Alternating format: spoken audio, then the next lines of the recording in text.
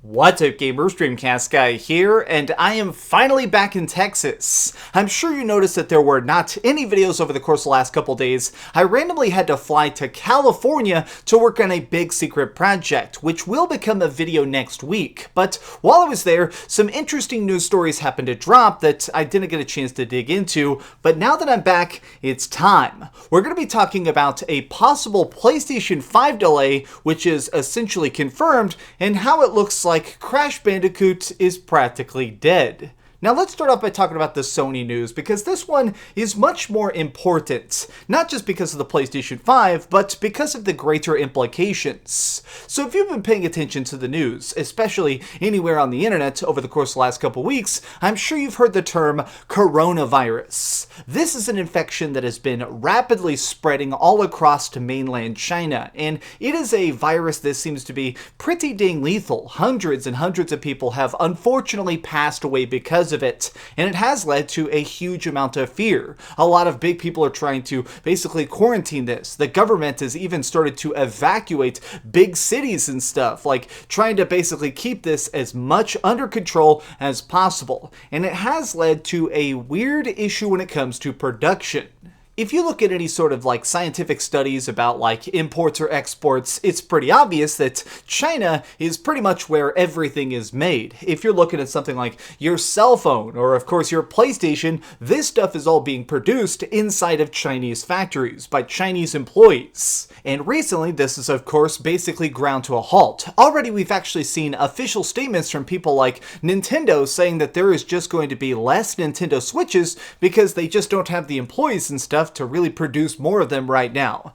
And this has led to a lot of analysts saying that this is going to lead to an effect. There is going to be a ripple of this throughout the entire gaming industry. We're seeing games being delayed because even the boxes can't be printed. We're seeing stuff that basically shows that the factories where we're making this stuff are unable to construct the games themselves. They're unable to put these consoles together. So a lot of analysts right now are saying the Xbox Series X and the PlayStation 5 are definitely going to be affected by this. Now, probably not to a massive degree. I do think that there's a possibility that this may end up causing things to come out in early 2021, but I think more realistically, what's going to happen here is a small delay, maybe just a couple weeks. What I feel like some people don't understand is that these consoles are actually incredibly intricate. There's thousands of tiny little working parts, and a lot of it is actually constructed by real people, some of it even by hand, or people trying to operate massive machinery to construct all these little tiny kilobytes and graphics cards. And the thing is that since this is such a multifaceted project, it takes millions and millions of employees to construct these consoles. And of course, there is always a console shortage. These mega companies like Sony, Microsoft, Nintendo, they like to have a purposeful shortage. A lot of times they actually underproduce ever so slightly for what's called false scarcity. You want it to make it seem like your game consoles are selling really, really fast, so typically for the first like 2 months of a game console, you purposely have less of them. So if they're accidentally getting affected by the coronavirus, then you probably went from like 1 million consoles or 3 million consoles down to 500,000. I think that inevitably, because of this unfortunate outbreak, they're probably going to try and push back the release to make sure that everything is fully prepared. But now that we've gotten the serious news out of the way, let's dig into a situation that is just so appalling to me because it's just so hilarious. So Activision's been talking a lot about how they want to have even more remakes and reboots. They've been very happy with the success of the Crash N.Sane Trilogy, which was a very masterful remake, and of course, the Spyro Trilogy.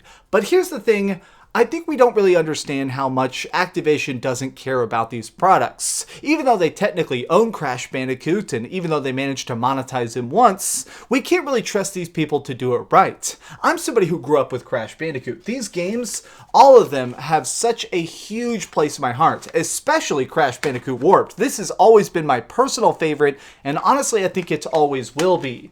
but we just found out that they're about to make an all-new Crash Bandicoot cell phone game.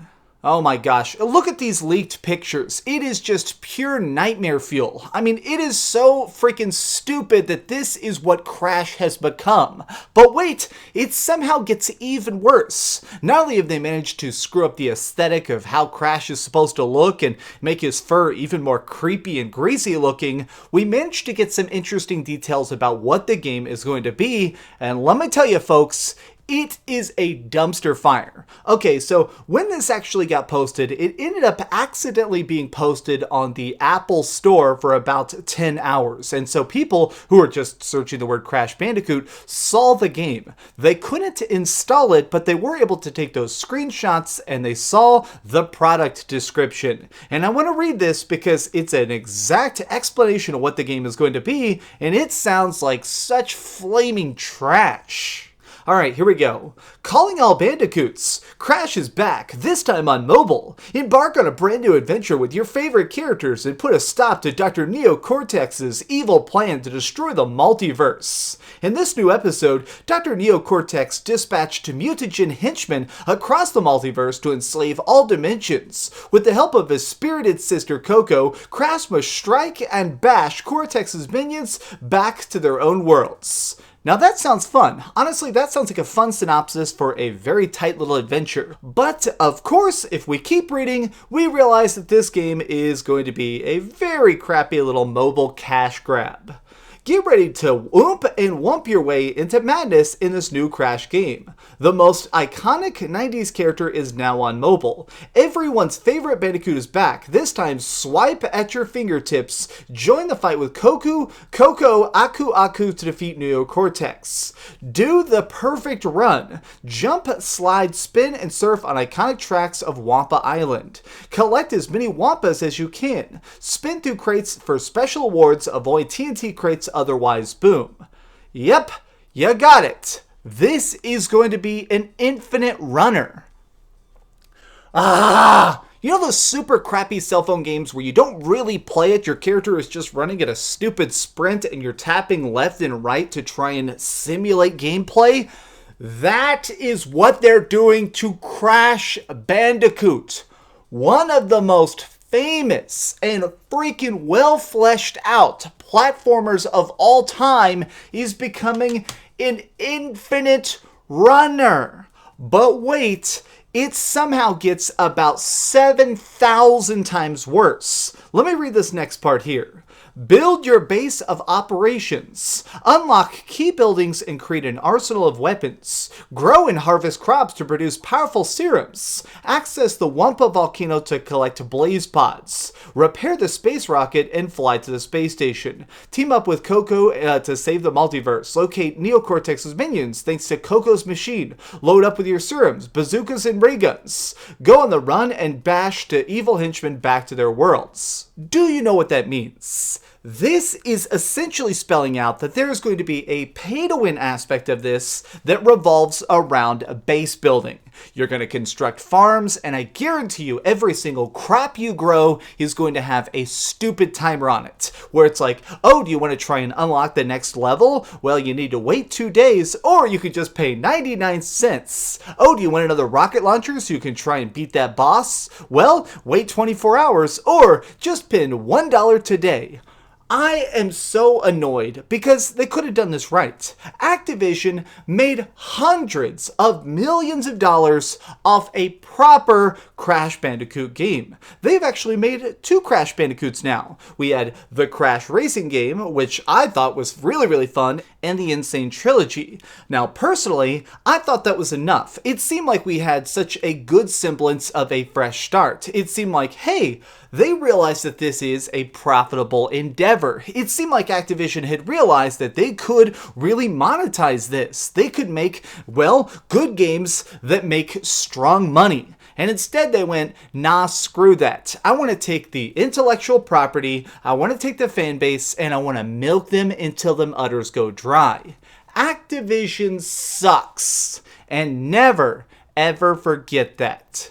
Well, this has just been another random rant by DreamcastGuy. I gotta get to work on a bunch of other videos. I'm gonna be actually digging into the Phantasy Star Online 2 beta tonight, and I'm gonna be talking about that tomorrow. So I love you guys very much. I'm glad I'm back home. Expect a lot of videos coming very, very soon. So thank you so much. If you guys enjoyed this video, please give it a like, share with your friends, and subscribe if you haven't already. But do me the biggest favor of all and keep dreaming. Oh my god, a Crash Bandicoot! Ugh. Thanks so much for watching that video. If you want to see something else, you can always click this link to see what I put up last, or, subscribe and see what's coming up next. Also, I promise that whatever I do, it'll try not to suck.